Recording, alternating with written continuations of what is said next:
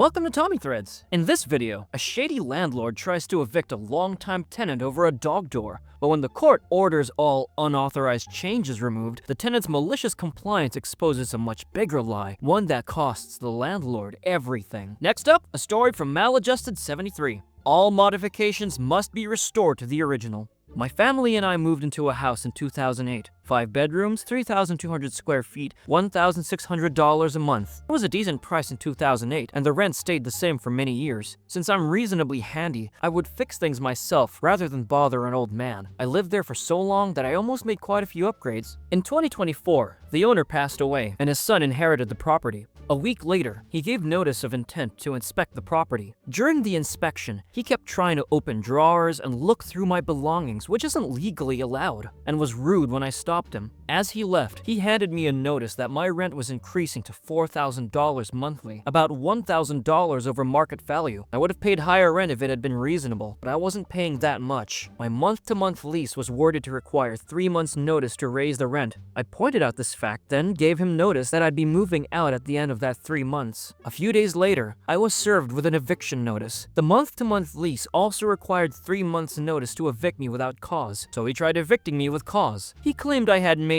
unauthorized modifications to the house and cited the back door with a dog door installed. I still had the original door in the garage and the previous owner's permission, so it was neither unauthorized nor a modification. Regardless, the judge decided I needed to move out within 30 days or he would grant the eviction. Additionally, he explicitly ordered that all modifications be restored to the original. This is where malicious compliance comes in. All the smart house additions I made were removed. The tool shed in the yard was removed. The pond was filled in. Closet organizers torn out. Garage organizers were removed. The updated appliances were replaced with basic models. Every update I made was removed, and then I moved out. He sued me for removing everything. His lawyer cited a law that says any changes to the property become part of the property, and it's illegal to remove them when vacating the property. However, my lawyer pointed out the order from the previous judge stating all modifications must be restored to the original. I provided receipts for all the things I had removed, proving that I had added them and was required to remove them. I won the case, and he had to pay my legal fees. A few months later, I got a call from his sister. Some of my mail had not been forwarded, and she wanted to ensure I got it. We had a short conversation about the entire ordeal. She told me the house was actually inherited by 4 siblings. Her brother had lied to everyone.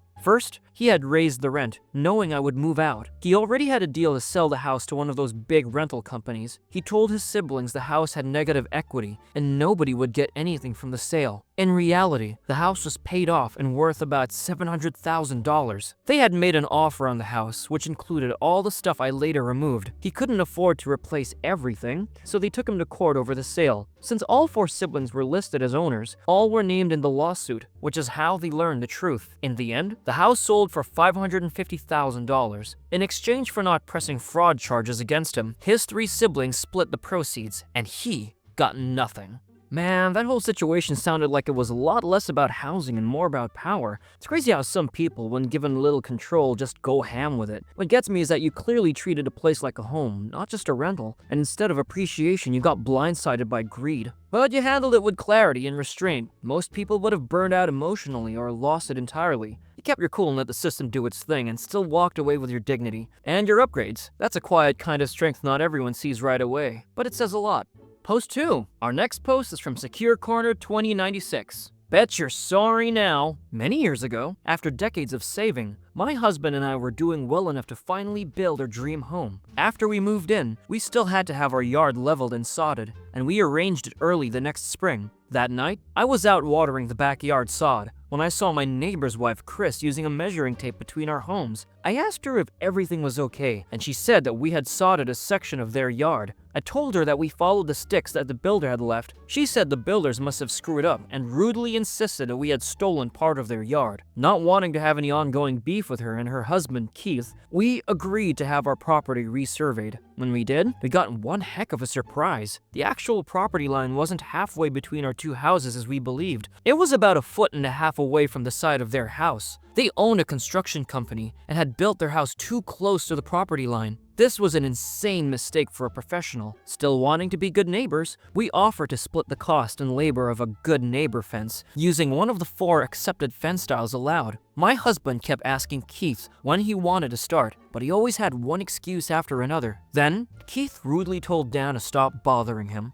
Dan was furious. He bought all the materials and built the fence himself. He had been planning to put the fence halfway between our houses, but our neighbor was so rude that Dan built the fence just inside our property line, making the neighbor's house look terrible. The neighbor's husband came over mad as heck, but Dan reminded him that he and his wife wanted a new property survey, and he had put off the fence for months. Our fence was magnificent, because Dan was a carpenter and I'm a great painter. The neighbor's husband built a fence next to ours, but it was ugly, badly built, and not one of the approved designs. He was forced to tear it down later. You know, very classy on your part. You could have flexed that survey right away and made it a whole thing, but instead you gave them a chance to handle it like adults. And when they didn't, you let the work speak for itself. That's what makes it sting for them. Not revenge, but being outclassed. You two didn't win by being petty. You won by being better people with better skills and better boundaries. Literally. Post 3. The next post is from Just stick to the script. I worked in a call center for a regional bank handling everything from balance inquiries to fraud alerts. The job isn't glamorous, but most of us were good at it because we knew how to actually talk to people and calm them down. One day, the corporate decided we were going off message too often. They rolled out a new script that we were required to follow word for word. No improvising, no adapting to the customer's tone or urgency, just read the script.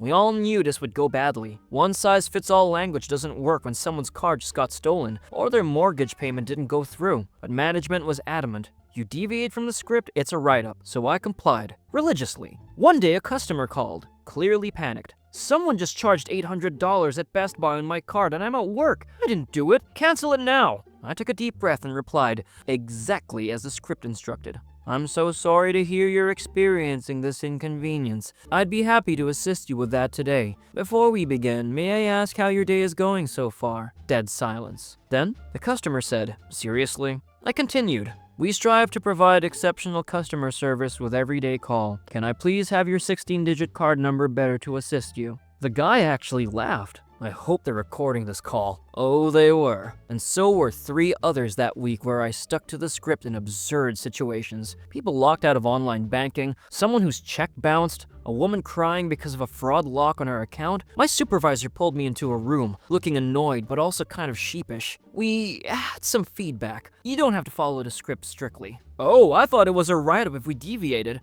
Just use your judgment, okay? The script was officially optional within the month. I probably enjoyed this too much. You know, I always wonder what happens behind those corporate meetings that make these kind of harebrained decisions become ordinance. Very rarely do they actually work. And on the onset, they already sound like they're doomed to fail. One-size-fits-all solutions to customers with radically different problems coming from radically different walks of life in different situations. But hey, if you can rely on anything in this world, it's corporate ineptitude. Post 4. The next post is from Jessica Sergey. Use all your PTO before December 31 or lose it? Alright, don't mind if I do, even if the project burns. This happened a couple of years ago at my old job. A pretty demanding corporate gig where we were always juggling tight deadlines, constant email, and way too many meetings that could have been Slack messages. Around early November, HR sent out one of those all-staff emails with a bright red banner and an urgent note. It read something like, Reminder, all unused PTO must be taken before December 31st. We will not be allowing rollovers this year. Please schedule your remaining days immediately, or risk losing them. No exceptions, no flexibility, no consideration for project timelines. Now, I wasn't one to take a ton of time off during the year, mostly because every time I tried, something urgent would come up, and I'd get guilted into postponing. So, by November, I had 10 full days of paid time off, just sitting there, and according to HR's big warning, I had about 6 weeks to use them. Naturally, I did what any burned-out, underappreciated employee would do. I opened the calendar and booked myself off from December 18 to December 31, 2 full weeks. Right before the new year, smack in the middle of the most chaotic time in our project cycle. A week later, my manager, let's call him Rob, came to me in a mild panic. Hey, I saw your PTO request. I was hoping we could shift that a little. December's going to be a critical time for this project, and we really need all hands on deck. Yeah, I get that, but HR sent that PTO deadline. If I don't use those days, I lose them. And I've already worked through enough vacations this year. He looked uncomfortable, but couldn't argue with the logic. I even forwarded him the HR email with a subject line, "Use my days as required." He escalated it to HR, of course. Their reply, "We understand it may be inconvenient, but our PTO policy is final. Managers are responsible for planning around employee availability." That reply felt like Christmas came early. So I prepped my team as best as I could, left detailed notes, and on December 18, I logged out stress-free. While they were scrambling to hit deadlines, dealing with last-minute client requests, and working late, I was sipping hot chocolate, watching Netflix, and actually enjoying my holiday season for once. When I came back in January, the project had been delivered, barely.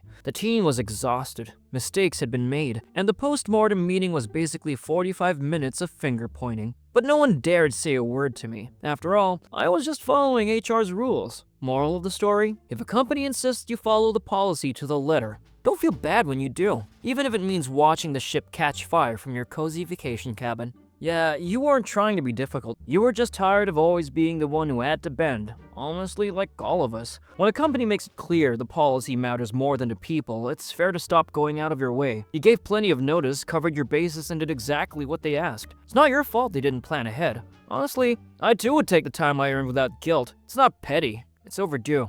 Post 5. The next story is from Gannon's Foot, restaurant that didn't want to feed its employees. I was a cook for a good long portion of my life. The last restaurant I worked at was a pretty nice farm-to-table Italian place. I really liked the owners and had worked for them at a previous restaurant. And I also liked having 2 vacation weeks and insurance, so I followed them to this new place. Now, the owners were great. The general manager, however, was a stubborn and stingy person. We opened up a place with the idea that there would be a family meal every day before the dinner shift started. Nothing crazy expensive, just a salad and pasta for everyone. Pretty quickly, though, it just turned into pasta. Then eventually, into nothing at all, with no replacement meal for the employees. I understand the need to keep costs down, especially at a new restaurant, but this was getting ridiculous. There were days I'd end up working a double, and very angrily eating just a Cliff Bar during the whole workday. I'm serious about the general manager being a penny pincher, though. The most egregious example I have is if any servers or cooks made a mistake, they were expected to purchase their mistake. There was one time I made a pasta dish by mistake and refused to buy it.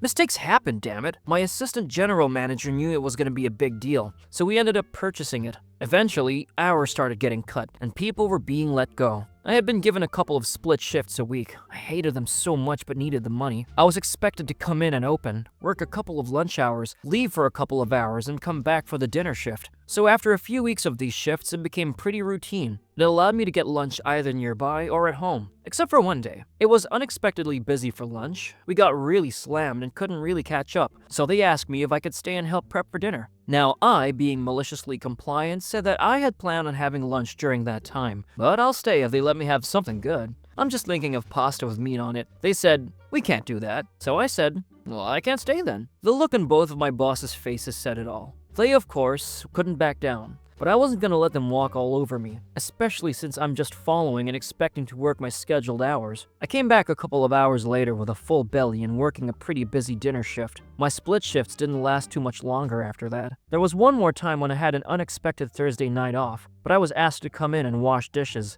Once again, I needed the money, and I'm not above washing dishes, so I said yes. Now, I've done dishes before for my normal pay, and that wasn't a problem. That's what I was expecting, my normal pay. I came back and they asked me to please clock in under the dish button they had just created for me. I asked if the pay was different, and I was told yes, it's a couple of dollars less. I nearly walked out. I only stayed because my coworkers would have had a much worse day without me there, but I was livid. My assistant general manager tried to offer me some food scraps, but I looked at him and refused. Then I remembered that dish employees get a free meal. Nobody took advantage of it because of the cheap general manager. I told my assistant general manager I wanted a pork rigatoni pasta dish with peppers in it, and he was completely caught off guard. "What? Who's paying for that?" he said to me. I merely replied, "Dish gets a free meal," and walked away. A few minutes later, I got my lovely pasta dish. I sat down for a few minutes, savored every bite, and came back to smiles from my coworkers, and my general manager was not looking at me. The dish button was removed from my clock-in screen after that.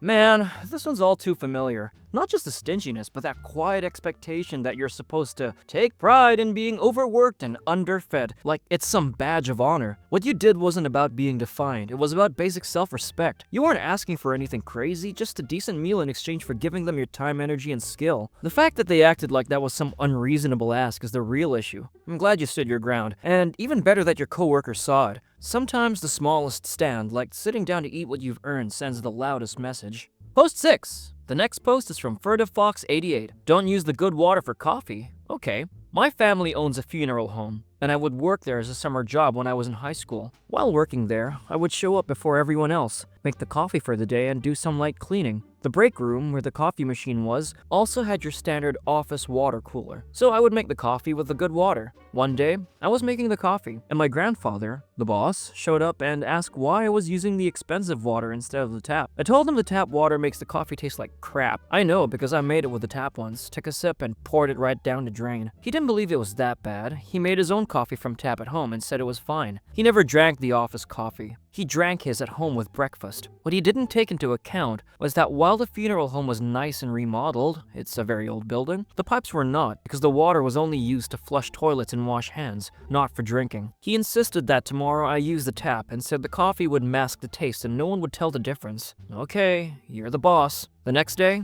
I made the coffee with the tap. Now on to this day, we had a funeral that morning, 2 funeral doctors, some members of the deceased's family, and the preacher, and I were in the break room trading small-town gossip when one of the directors took a big chug of the coffee. The machine was old. The coffee came out hot. The hot plate would only keep it lukewarm. He immediately spewed it all over the preacher, ruining his white dress shirt. This was also the first time I ever heard the preacher curse. The funeral was delayed 30 minutes while the preacher ran home to change. Needless to say, I was allowed to make the coffee with the expensive water from then on. It's still something we laugh about to this day, even the preacher. You know, it's kind of funny how this whole thing turned into a weird kind of rite of passage. Like, the building itself reminded everyone why cutting corners doesn't work, especially in a place built on care and respect. You tried to do it right, got overruled, and the whole situation unraveled with a preacher in a coffee-soaked shirt. It's almost poetic. In a setting where everyone's about honoring the details, it ended up being the smallest one, a cup of bad coffee. That made the biggest impression. And the best part, you didn't have to say a word. The pipes, the coffee, and the preacher did all the talking for you. Thanks for watching. If you like this video, there's another one on screen now that I'm sure you'd enjoy. Hope to see you there.